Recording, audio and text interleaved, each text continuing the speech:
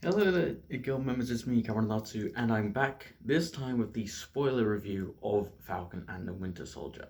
Of course, I did the spoiler-free review last week, so I gave you all a week to catch up on, obviously the whole series as well as on episode 6. So if you haven't watched episode 6, this is your final spoiler warning, although given the fact that it's been a week since it came out, I'm pretty sure most people, if not everyone who has been watching Falcon and the Winter Soldier, has watched the entirety of Falcon and the Winter Soldier. But in any case, yeah, I'm gonna go more in depth on sort of my opinions on the overall show, nature of the characters, as well as a little bit more in depth in episode 6. Um, so right about, I'm just going to say I loved Falcon and the Winter Soldier. I thought it was a really great show. It was so different from what everyone thought it was going to be. You know, we all thought this was going to be this buddy cop adventure between Sam and Bucky, and then at the same time, like, Bucky would be helping Sam train so that he could become the next Captain America. And then when I found out that Zemo was in the show, I thought Zemo was going to be the main villain. Um, Obviously, then the show actually came out, and we very quickly realized that it really wasn't any of those things. It was just such an opposite, such so opposite to what our expectations were, to the point that it was basically just a different show entirely. But I didn't mind at all. I still thought it worked really well, and I thought, once again, and one of the things I did predict was going to be in the show that was in the show was there was a self-doubt with Sam this entire series. Sam's trying to contemplate the fact that Steve chose him to be the next Captain America. And that's a huge thing for Steve Rogers, who is the Captain America, to, pass the shield to some of the people. And, he could have passed it to Bucky, and all, he could have passed it to Bucky, he could have passed it to literally anyone, but he chose Sam specifically. But Sam, he doesn't think he's worthy, and it's almost like the opposite story of Thor in the first Thor movie, where he thinks that no matter what, he's always going to be worthy of Mjolnir. Turns out, obviously, that's not the case. He actually has to, there's more to being worthy of Mjolnir than just that being Thor's weapon that he was given. Um, and then in Ragnarok, Thor, he eventually finds out that Mjolnir is just a conduit from which his actual powers can flow through. Um, but with Sam, it's the opposite thing. He thinks that he can't be worthy of being Captain America. And so Sam, he's conflicted because he doesn't think he's worthy of being Captain America, but then at the same time, he doesn't like the fact that the government have just made a new Captain America with John Walker. And there's just so much inner conflict with Sam because he wants to he wants to make Steve proud, but at the same time he doesn't see himself worthy being Captain America. But then at the same time, he gives the shield to the government at the start of the show, as like a museum piece in the Captain America museum,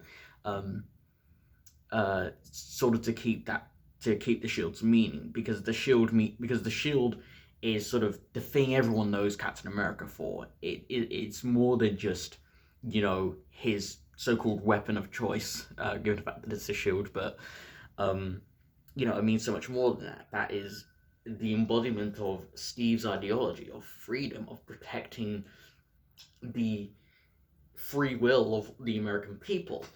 And so when Sam gives it to the government as a museum piece, and then they just give it to this guy who he's never heard of, he's honestly shocked, because this is sort of one of the first few times where, not one of the first few times, but this is one of the first few times sort of post Civil War where Sam, he's starting to see that the government isn't exactly all that great, and it was, again, this is post solving the corruption of Hydra within Shield and within the government and all that.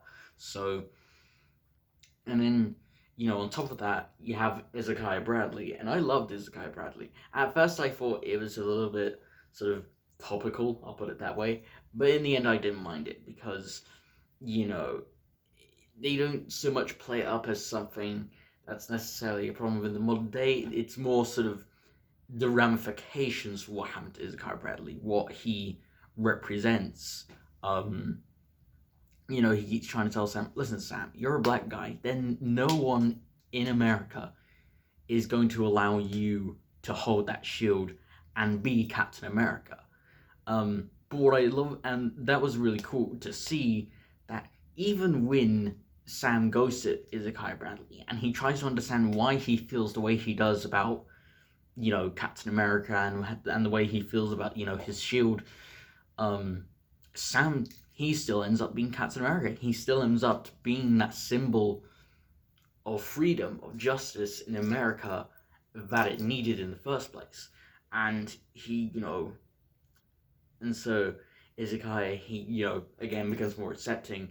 And quite frankly, that scene sort of at the end of episode 6 where, you know, there's like a piece in the Captain America Museum of Issachar Bradley talking about how, you know, he was, you know, the first black super soldier. I honestly kind of got a little bit emotional. I didn't cry because I'm desensitized apparently, but you know, it fucking hit heavy, man. That shit hit heavy.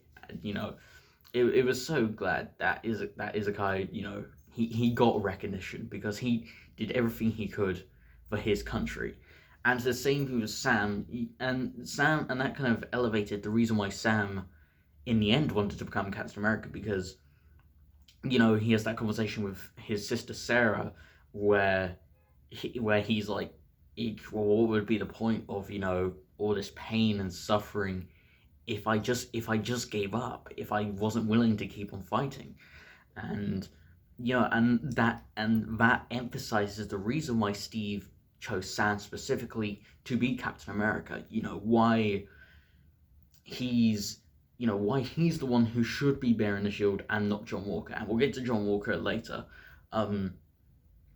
But then in episode 6, my favorite scene in episode 6, it was okay. The first, when Sam's Captain America suit showed up, I was like, finally, I get to see his Captain America suit in live action, and I love Sam's live action suit. It looks so cool. It looks straight. It looks ripped straight from the comic books. Obviously the wings don't look the same as the comics, because in the comics they're just red. They're just Falcon's wings. They're just red. But obviously in Falcon and Winter Soldier they made it so it looks more like they're Captain America sort of color schemed a version of Falcon's wings. And obviously we'll get to, you know, the little details of the fight scenes and stuff later. But, you know, again, you know, it was great to see Sam in his Captain America suit. But I also love, my favorite part though was, you know, when Sam is speaking to the senators and he gives that whole speech about how no one's listening to each other, how no one's trying to ask why people are doing what they're doing. That's one of the things I absolutely love about shows that tackle such, you know, topical things or war or whatever it may be. It's always them asking the question why the characters are doing what they're doing. Why, you know, Sam is reluctant to be Captain America. Why Bucky is so angry that Sam gave up the shield. Why John Walker shouldn't be Captain America. Why the government is doing what they're doing, and why Carly is doing what she is doing, and we'll get to Carly later, don't worry. And, you know, again, we also get a better understanding of why Zemo is doing what he's doing. And, you know, Sam, he's like, this girl died trying to stop you. Why do you think that is? You know, and that's what, again, this emphasizes why Sam is the new Captain America, because he's like Steve. Steve would always ask the question, why are you doing this? What gain could you possibly have from killing all these innocent people? What reason do you have? And so, sure, Steve, he understands why his opponent, why the villain of whatever movie he's in is doing what they're doing, but he can't agree. And it's the same thing with Sam. He isn't saying that he agrees with what Carly was doing, but he understands why she's doing what he's doing. And it's the same thing with the government. He understands why the government is trying to do what they're trying to do, but he doesn't agree with what they're doing. And that's what makes Sam such a great character, is even though he disagrees with what the supposed villains of the show are doing, he understands their perspective. You get what they're saying. I remember watching like an interview with Anthony Mackie, back in 2016. I forgot the name of the film he was in. It wasn't Civil War, but it was an interview in another film from that year, and he talked about how in that movie you get both sides' perspectives. It was like trying to think of a word, but it was like, I can't remember what year it's set in. It's set like in the 1900s, late 1900s. And sort of focused on like, it was like a civil commentary on sort of the difference between white people and black people. But he says in that movie, you get both perspectives. You get why both of them are doing what they're doing, and you don't necessarily agree with everything that both sides are doing. And Anthony Mackie, his delivery, his performance in the show is just great. I loved Anthony Mackie, as was the banter of him and Sebastian Stan, which acts as a nice segue to Bucky. Bucky was great in the show. It was great to see him, keep trying to convince Sam why he should be Captain America. And the scene in I think there are two scenes that come to mind that really show how much Bucky has grown over the course of not just the series, but also just the MCU as a whole. The first one is, I'll talk about the one from episode 2 second, actually. There's the scene in episode 4 where Eula, I think that's the name of the Wakandan guardsman name. Anyway, Eula, when it's like showing the past, before Infinity War, where he's finally set free from the words that trigger him into becoming the Winter Soldier. It was such an emotionally impactful scene because we finally see Bucky is set free. He's no longer bounded by those words. He doesn't have to be controlled anymore. Of course, he's still haunted by the things he's done, as is natural for anyone who's gone through what he's gone through. But he's no longer under the literal control of the Winter Soldier, if you get what I'm saying. But the scene that I love the most of Bucky is in episode 2, where him and Sam where him and Sam are with Bucky's therapist, and she's like, well, what does Sam do that aggravates you the most? And he just asks Sam, why the hell did you give up the shield? Why would you do that? Steve believed in you. He gave you that shield. He gave you that shield because that's his legacy. And then when he says, well, maybe Steve was wrong about you, and if he was wrong about you, then that means he was wrong about me. And that's so impactful because that shows how much Bucky trusted Steve's judgment. Like, you saw at the end of Endgame where, old Steve gave Sam the shield, and Bucky sort of nodded. He was like, yeah, you're Captain America. You are the person who gets the shield, not me. I don't need that shield. You do. And it was just such a great thing to see. The fact that Bucky is so angry because he agreed with Steve that Sam was the right choice to be the next Captain America, and then when Sam just gives away the shield, you see how angry Bucky is, how frustrated and disappointed he is, because he's like, Steve believed in you, and because Bucky believes so much in Steve, he also believes so much in Sam. He believed he was the right person to be Captain America, and so when he's like, well, maybe if Steve was wrong about him, who's to say that Steve wasn't wrong about me? About the fact that Bucky, he can move on from what the Winter Soldier was and turn it into something new. He can be set free. And he's like, well, maybe if Steve was wrong about you, then maybe I'll never be free of the killing machine that I was. And it was just so impactful to see. And then as the show goes on, you see their relationship develop, and you see them become closer, and they really are, now I consider them to be best friends now. Um, because originally they were just, they were just associated with each other because they were good friends with Steve. But now that Steve's gone and they've established their own friendship, I pretty much consider them best friends now, which is basically the relationship that they have, and it's really fun and it's really great to see. Them some of the show absolutely hating each other and fighting each other every turn, and at the end of the show, they finally come together and they see each other as, friends. Um, and seeing Bucky sort of deal with the fact that he has to get closure from all the things and all the people that has been affected by him being the Winter Soldier was really interesting to see. Um, and then we got Baron Zemo. I loved Zemo in this show. Again, I thought it was so cool for us to see sort of an expanded viewpoint on why Zemo acted, why he fought, and why he did the way he did, and why he did what he did in Civil War. At first we just think that Zemo is angry about the fact that um, his country was destroyed as a result of Ultron and by proxy the Avengers, because the Avengers were involved in stopping Ultron.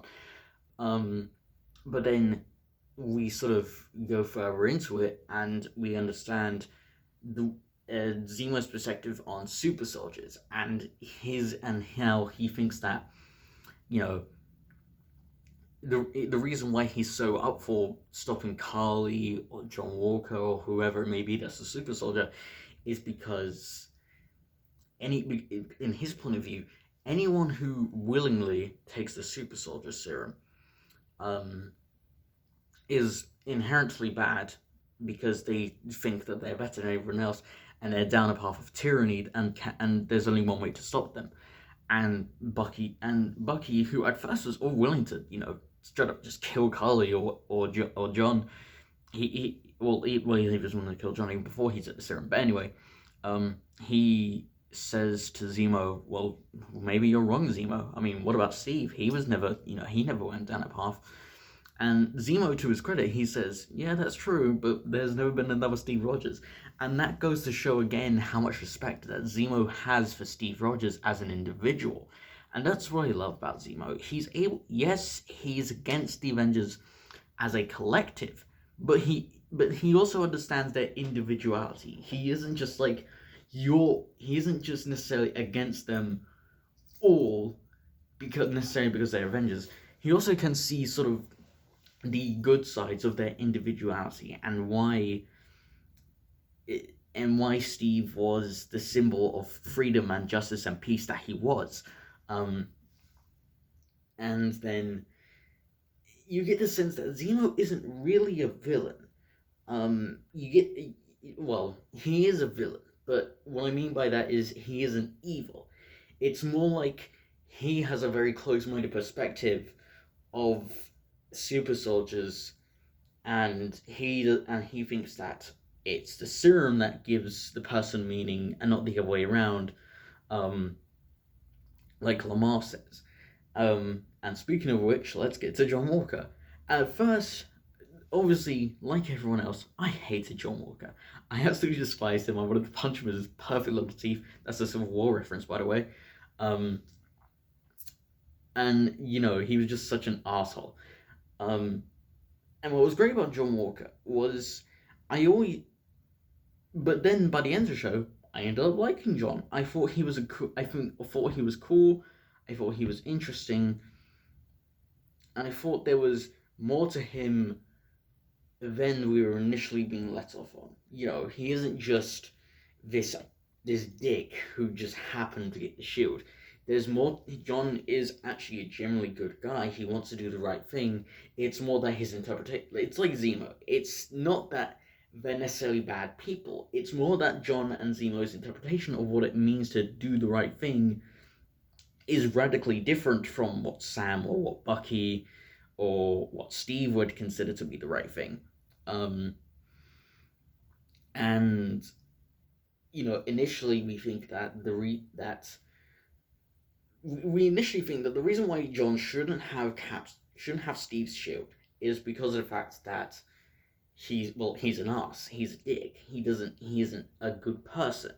What we eventually find out is John shouldn't have the shield, not because of the fact that he's a bad person, because in actuality John isn't a bad person at all. It's more that John is being put in a very unfair position by the government.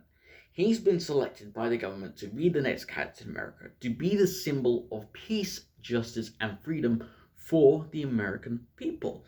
Um, and that's a huge responsibility to bear. And then the problem is that when John, when he's such a Carly, and he says to the guy, he's like, "Do you know who the hell I am?" And then the guy the flag smasher he's talking to is like, "I do, and I don't care." And that shows the difference between Steve and John. Steve never saw himself as special just because he had the super soldier serum or because he was Captain America. Steve cared more about protecting people than he did about his own image. He cared more about ensuring their freedom than protecting his own image. He cared about pretty much everything else before his own self-image. And that own sense of selflessness is what made Steve such an iconic character and why he is Captain America. And John, he's trying to embody those things. The problem is that John is being put in a very unfair position. It isn't that John doesn't have the skills to be Captain America. It's not that John doesn't have the desire to be Captain America. It's more that John cares more about trying to live up to Steve's legacy than he does about trying to do the right thing. Of course, thankfully, that changes at the end of the show, but again, John is put in such an unfair position by the government because the government just selects John out of all the people to be the next Captain America. But the government didn't even consult Sam about this. You know, they didn't consult Sam, the guy who's supposed to be Captain America in the first place. They just say, we're not going to ask Sam who he thinks should be the next Captain America. We're just going to make this guy the next Captain America because we have the shield. It's technically ours. We can do whatever we want with it. And, you know, this is just the first example of how the government is in part the villain, but again, you understand why the government is doing what they're doing. The reason why the government is doing what they're doing is because they're afraid. They simply want to give people hope. The problem is they're putting a lot of pressure on a single individual, and they're putting all the pressure on John Walker. And all that pressure just comes overflowing when Lamar dies. Battlestar, who was John's best friend, his brother and aunt, basically.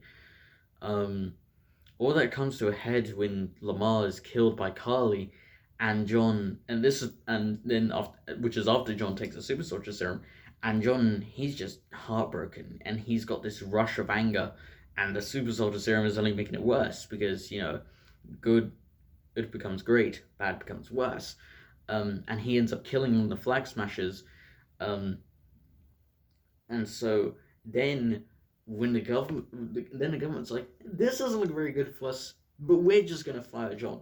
And you see that John is just so angry, and rightfully so. He's like, you put me in this position, you gave me the shield, you made me Captain America.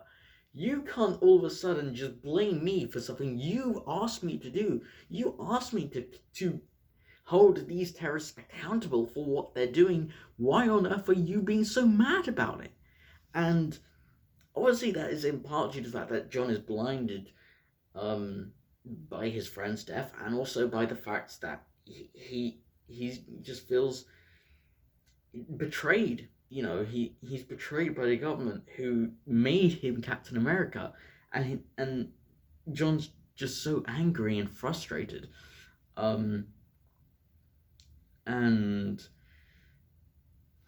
so then John goes AWOL, and at the end of the show, he actually does become a U.S. agent. Sorry. And I just love the arc John went through. From episode 1, he started off, we thought he was kind of a dick, we thought it was an arse, but all the times John was outside the Captain America suit, or whenever John wasn't on duty, um, whenever we got to get a glimpse of his relationship with Lamar, his relationship with his wife, um, we find out John's a pretty decent guy. He actually does care about what he's doing. He actually does want to do the right thing. But again, it's that his interpretation of what it means to do the right thing is just radically different from what Sam or Bucky thinks is the right thing to do. And so in episode 6, when like the other government officials are like almost dead, are like about to die because the truck's about to fall down, and he has the choice of saving them or Carly, he stops for a minute. He's like, what the hell have I been doing? I've just been blindly just trying to get revenge for Lamar, but that's not what Lamar would want. He'd want me to do the right thing. That's what Lamar, and that's what I loved about Lamar's death was. Lamar was, the last in battle link John had to try to do the right thing. Lamar kept trying to say, he was like, listen, John, you always make the best decisions you can in the situations you're in. You know when you have to do the right thing. And then when Lamar dies, that sort of moral link vanishes. But then, again, John, he finally remembers, he's like, holy crap, I've been being absolute arsewipe for the entire time. And so he, actually tries to help save those people, and he helps Bucky and Sam stop the flag smashes, but he's doing it in a way that isn't necessarily benefiting him. It's benefiting others, which is what Captain America is all about. It isn't about bettering yourself, it's about bettering the people around you. Again, it was just great to see John Walker's arc. And then let's just get into this. It goes without saying that if you've watched my spoiler-free review, that I do not like Carly. I made it pretty clear in my last video that I didn't like Carly, and those opinions have not changed. Don't get me wrong, and this is pretty much the general consensus of people who watch the show, is that they don't like Carly. It isn't that no one likes Carly. I did encounter a guy who got very defensive about the fact that he likes Carly, which was his right. I'm not gonna try and throw hate at him, and don't try and find out who the guy was, because there's no need for it. And it is his right. He's allowed to like Carly if he wants to, because this is subjective. Everyone is allowed to like different characters for different reasons, just the same way that I'm allowed to dislike Carly for whatever reasons I want to dislike Carly for. My problem with Carly is she's presented as the villain who we are always meant to be empathetic towards. The problem with Carly, there's multiple problems I have with Carly. The first one is that I hated Carly. I thought she was boring. I didn't think she was interesting. I didn't mind the fact that I hated John Walker, because everyone hated John Walker, and at the end, a lot of people started to like John. People started to see that John was actually not that bad of a guy. You just saw that he was misguided. And again, his impression of doing the right thing is just different. But then you have Carly, who's the villain we're all meant to sympathize with. I can understand the points of view where we're supposed to sympathize with Carly, but I just can't sympathize with Carly. I can't back her up. I'm sorry, guys. I just can't like this character. Carly is so convinced of her own self-righteousness, of the fact that because she has suffered, that therefore she has the power, because she happens to be a super soldier, to therefore make other people suffer. And it's just like, okay, so I'm supposed to like her in spite of the fact that she straight up just killed innocent people. One of the points that, with the guy that I said liked Carly, one of the points he brought up was that the government would only listen if Carly was, killing innocent people. The government still doesn't listen. So what's the point? Let's say, for the sake of argument, that the government maybe would listen just a wee bit to Carly, because she killed innocent people. Even if that's true, Carly is still killing innocent people. She is still doing things that are affecting the lives of people who have no part in affecting, who had no part in putting her in a position that she and her friends were in. None.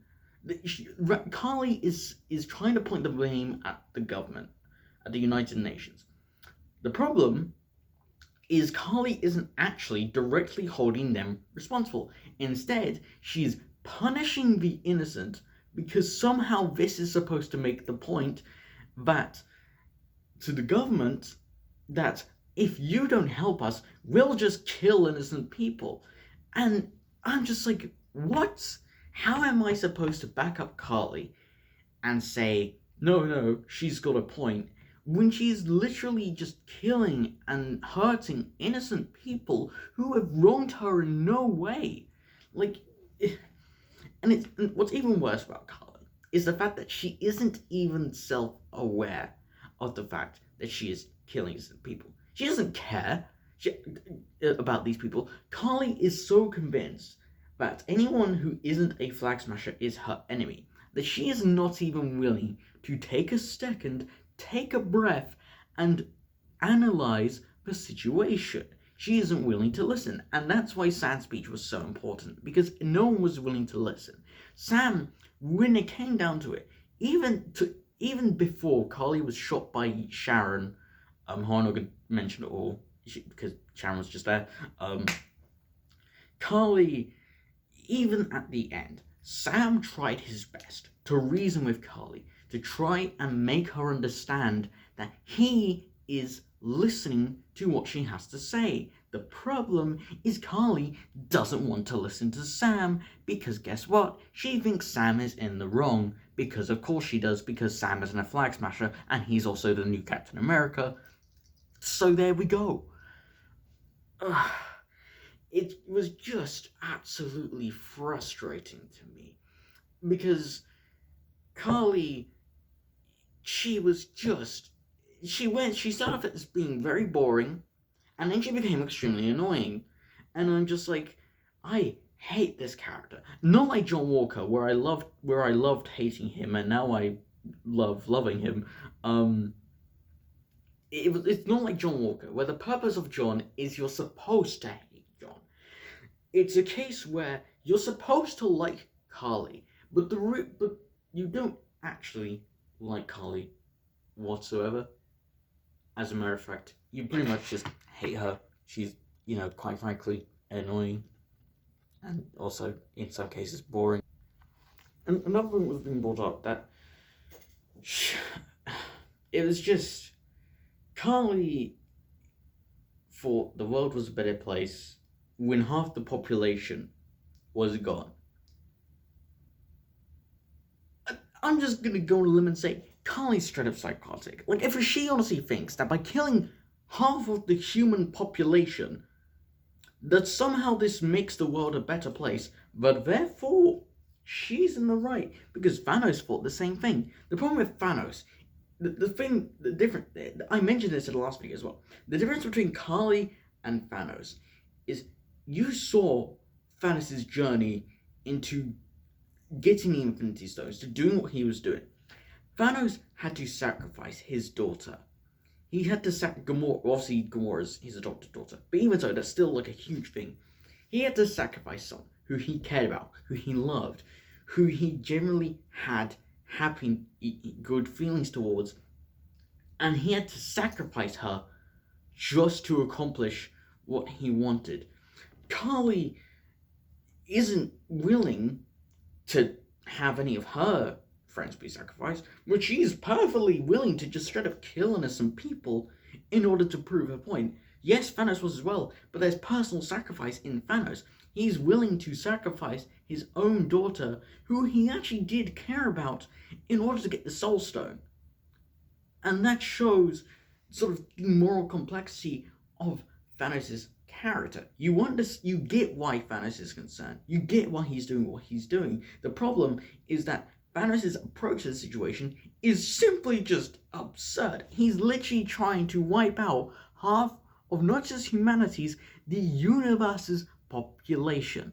Carly may think that she's somehow as big brain as Thanos. By killing people, she somehow makes the world a better place because she's trying to prove the point to the government that she's trying to point the blame to the government that they're responsible for these people's deaths because they didn't help Carly, and thus the domino effect of, them not helping people as unfortunate as Carly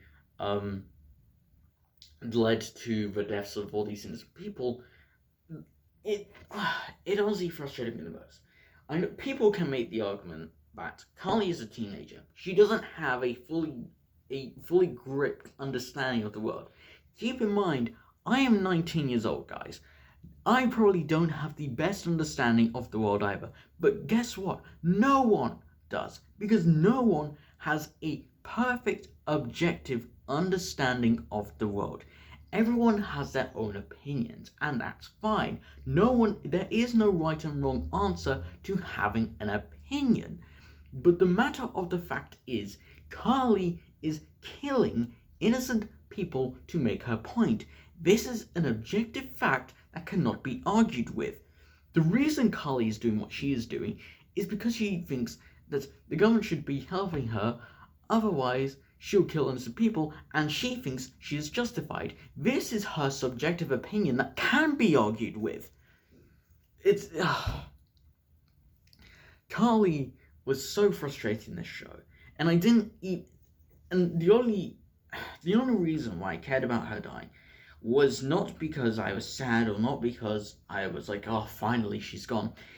It was more because her death led to that great speech that Sam gave. That's really the only good thing that she did, for me at least. But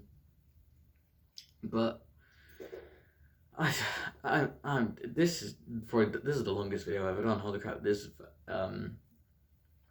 But yeah, I could go on and on and on about how much I hate Carly. As much as I loved Falcon and Winter Soldier, as great of a show as it was, as great as a lot of the story elements and characters were, when it comes to Carly, I'm sorry, I just can't like her. I'm sorry. I understand people have every right to like her, and I'm not saying, but I am objectively right, and anyone who does like Carly is an idiot. No, I'm not saying that at all. If you like Carly, fine.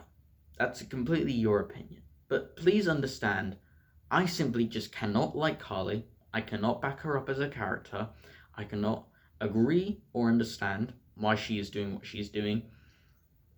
And that's basically just the end of it. I'm sorry. It's just, Carly was just so frustrating, and what was even more frustrating was every other element of the show besides maybe Sharon was actually interesting, and it was fun, it was cool, I loved it, and so that's why Carly sticks out to me, not because of the fact that she's interesting or because of the fact that she's necessarily well written. It's more because of how much I just absolutely hate her. I hate her more than I hated John when I was supposed to be hating John. That's how much I simply just cannot stand Carly. And it's not that, believe me, there are worse villains and worse characters out there than Carly. Trust me. Carly isn't so much a bad character as much as she is just purely frustrating and annoying and boring all at the same time. Ugh, Jesus Christ, I feel so drained by this. Anyway, because this video is already 40 minutes on, we're going to have to end it there. So thank you so much, Guildmembers, for watching this, if you did decide to watch this. Obviously, if you enjoyed this video, please don't forget to leave a like. If you want to share something that you thought about the show, please, put it in the comment section down below. If you want to see more videos like this, where I just go more in depth on shows as a whole, again, please put a comment and like. If you're not subscribed, please subscribe and join the guild. It will pretty much be a good time for you all. So, that's going to have to do it for me, ladies and gentlemen. Let's hear it for Captain America, and I'll see you all in the next guild gathering. Bye-bye.